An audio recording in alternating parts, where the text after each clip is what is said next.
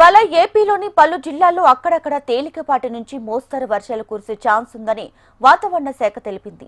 శ్రీకాకుళం, విజయనగరం, మన్యం, అల్లూరి, విశాఖపట్నంతో పాటు పలు జిల్లాల్లో భారీ వర్షాలు పడొచ్చని పేర్కొంది.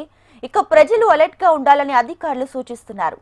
కాగా ఆగ్నేయ రాజస్థాన్ నుంచి ఉత్తర మధ్యప్రదేశ్, ఛత్తీస్గఢ్, జార్ఖండ్, పశ్చిమ బెంగాల్ మీదుగా వాయువ్య బంగాళాఖాతంలోని వాయుగుండం కేంద్రం వరకు సముద్ర మట్టానికి 0.9 కిలోమీటర్ల ఎత్తులో ఒక అల్పపీడన ద్రోణి కొనసాగుతుందని ఐఎండీ వెల్లడించింది.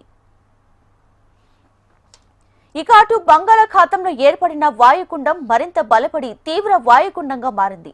ఇది మధ్యాహ్నం పశ్చిమ బెంగాల్లోని సాగర్ దీవి, బంగ్లాదేశ్లోని ఖేపుపూర మధ్య తీరం దాటింది. మరోవైపు నైరుతి రుతుపవనాలు దేశంలోని మరిన్ని ప్రాంతాలకు విస్తరించాయి.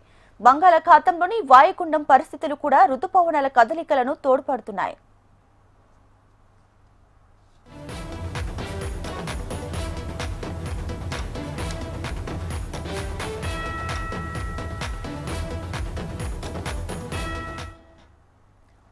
ఇవాళ ఏపీలోని పలు జిల్లాల్లో అక్కడక్కడ తేలికపాటి నుంచి మోస్తరు వర్షాలు కురిసే ఛాన్స్ ఉందని వాతావరణ శాఖ తెలిపింది.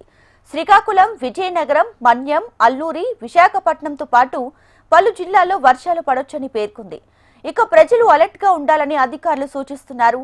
కాగా ఆగ్నేయ రాజస్థాన్ నుంచి ఉత్తర మధ్యప్రదేశ్, ఛత్తీస్గఢ్, జార్ఖండ్, పశ్చిమ బెంగాల్ మీదుగా వాయువ్య బంగాళాఖాతంలోని వాయుగుండం కేంద్రం వరకు సముద్ర మట్టానికి 0.9 కిలోమీటర్ల ఎత్తులో ఒక అల్పపీడన ద్రోణి కొనసాగుతుందని ఐఎండీ వెల్లడించింది.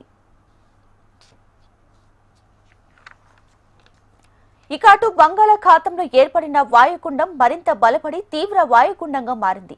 ఇది మధ్యాహ్నం పశ్చిమ బెంగాల్లోని సాగర్ దీవి, బంగ్లాదేశ్లోని ఖేపుపూర మధ్య తీరం దాటింది.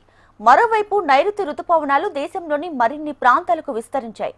బంగాళాఖాతంలోని వాయుగుండం పరిస్థితులు కూడా రుతుపవనాల కదలికలకు తోడ్పడుతున్నాయి.